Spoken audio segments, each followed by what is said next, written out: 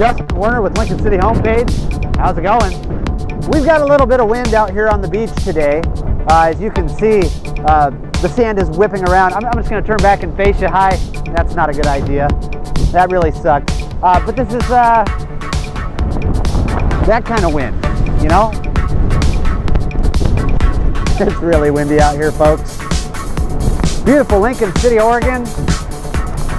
Nice day to look for a glass float. Beautiful day.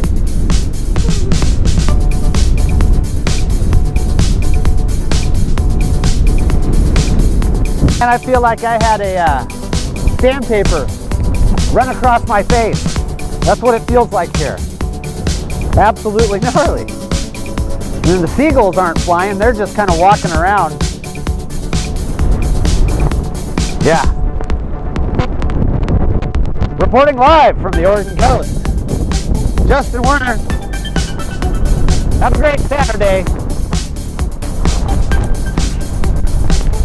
I can't even open my eyes, man. I'm being beat to death in the face by wind and sand right now. Woo, that stings. Really, that stings. Wow. This is great.